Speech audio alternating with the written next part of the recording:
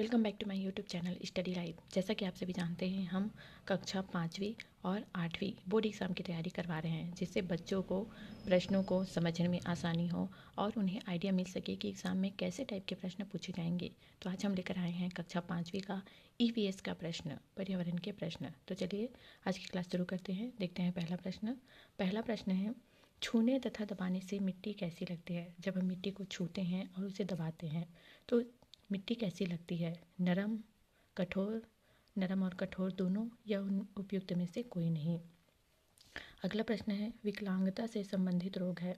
विकलांगता से संबंधित रोग कौन सा है? Polio, malaria, typhoid, rabies. तो विकलांगता से संबंधित रोग है पोलियो, जिसमें पोलियो अफेक्टेड जो पर्सन है उसका जो हाथ या पैर या शरीर की जो बनावट है वो टेढ़ी मेढ़ी रहती है, तो वो है विकलांगता से संबंधित। इसीलिए जब बच्चा छोटा रहता है तो उसे पोलियो की ड्राप पिलाई जाती है, ताकि बाद में वो इस रोग से ग्रसित ना हो सके। अगला है, देवरानी और जेठानी मंदिर स्थित है। देवरानी और जेठानी मंदिर कहाँ स्थित है?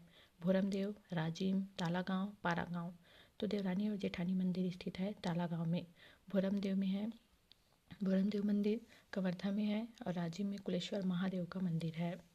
अगला प्रश्न है, मिठाई बनाने वाले को क्या कहते हैं? जो मिठाई बनाते हैं उसे क्या कहते हैं? सुनार, हलवाई, लोहार या कुम्हार। तो मिठाई बनाने वाले को हलवाई कहते हैं, जो विभिन्न प्रकार के व्यंजन बनाते हैं। सुनार जो सोने के आभूषण बनाते हैं। लोहार जो लोहे के औजार बनाते हैं। और कुम्हार जो मिट्टी के बर्तन बनाते हैं। कंप्यूटर मानव के किस अंग की तरह कार्य करता है? कंप्यूटर जो है वो मानव के किस अंग की तरह कार्य करता है? मस्तिष्क, हृदय, फेफड़े, उपयुक्त में से कोई नहीं। तो कंप्यूटर मानव के मस्तिष्क की तरह कार्य करता है। जिस प्रकार से मानव का मस्तिष्क काम करता है उसी प्रकार से कंप्यूटर भी काम करता है। अगला प्रश्न है, सोलर कुकर से क्या लाभ है? सोलर कुकर का हम लाभ यूज़ करते हैं तो उससे क्या लाभ है? तो उससे ऊर्जा की बचत होती है, हमारा जो काम है वो जल्दी हो सकता है। चींटियाँ एक के पीछे एक कतार बनाकर चलती है, इसका क्या कारण है? आपने देखा होगा चींटियाँ एक के पीछे एक कतार बनाकर चलती है, इसका क्या कारण है? सीमल के बीज का फैलाव कैसा होता है और नारियल के बीज का फैलाव किस प्रकार से होता है? प्राचीन काल में पागल कुत्ते के काटने पर व्यक्ति का इलाज किस प्रकार किया जाता था? अभी के समय में तो टीका आ गया है तो उसे टीका लगाया जाता है, लेकिन पहले के समय में टीका नहीं था। तो अगर कोई व्यक्ति को कुत्ता काटता था तो उसका इलाज किस प्रकार से किया जाता था? अगला प्रश्न है, मूसला जड़ और रेशेदार जड़ में अंतर लिखिए। जड़ दो प्रकार की होती है, एक होती है मूसला जड़ और एक होता है रेशेदार जड़। रेशेदार जड़ जिसका रेशा होता है जड़ में वो होता है रेशेदार जड़, और मूसला जड़ जिसका जड़ जो है वो कठोर होता है वो है मूसला जड़। मलेरिया से बचने के लिए तुम क्या क्या तरीके अपनाते हो? तो मलेरिया से बचने के लिए जहाँ पर मच्छर पनप सकता है, जहाँ पे पानी रुकता है, वहाँ पे मिट्टी तेल केरोसिन का छिड़काव करना चाहिए। हमें मच्छरदानी लगा के सोना चाहिए। ये है मलेरिया से बचने के उपाय। हमें पानी को छान कर पीना चाहिए, उबाल के पीना चाहिए। कंकाल क्या है? मानव शरीर में हड्डियाँ ना हो तो क्या होगा?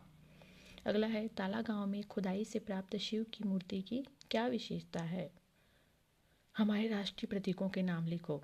तो हमारे राष्ट्रीय प्रतीक कौन कौन से हैं? राष्ट्रीय प्रतीक हमारा है सारनाथ, जो अशोक स्तंभ में बना हुआ है। उसी प्रकार से राष्ट्रीय पशु बाघ, राष्ट्रीय फल आम, उसी प्रकार से राष्ट्रीय जलीय जीव डॉल्फिन। तो यहाँ पर हमें राष्ट्रीय प्रतीकों के नाम लिखना है। अथवा इसके बाद अथवा है, मिट्टी कैसे बनती है, इसके कोई दो उपयोग लिखो। अपने आसपास की नदी व तालाबों में गंदगी को रोकने के लिए क्या उपाय कर सकते हैं? तो नदियाँ या तालाबों में गंदगी को रोकने के लिए आप क्या उपाय कर सकते हैं? अथवा अपने आसपास मच्छरों को पनपने से रोकने के लिए क्या उपाय करेंगे?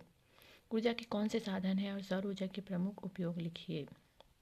अथवा छत्तीसगढ़ को प्राकृतिक औषधि वाला राज्य, इसे हर्बल स्टेट क्यों कहा जाता है? क्योंकि यहाँ पर के जंगलों में विभिन्न प्रकार की औषधियाँ मिलती है, इसीलिए छत्तीसगढ़ को हर्बल स्टेट कहा जाता है। कंप्यूटर के कोई 3 अंगों के नाम लिखकर उनके कार्य लिखिए। कंप्यूटर के 3 अंग हैं, प्रिंटर, सीपीयू, मॉनिटर, माउस, और उनके कार्य लिखना है। अथवा बाँस से बनी हुई वस्तुओं के नाम और उनके उपयोग लिखिए। अगर आप मेरे साथ चैनल में बने रहें और वीडियो को लगातार देखिए तो निश्चित रूप से आपकी तैयारी बेहतर होगी। मैं सभी प्रश्नों के आंसर नहीं बताती आपको, ताकि आपको कुछ प्रश्नों के आंसर स्वयं ही ढूँढने हैं। Thank you.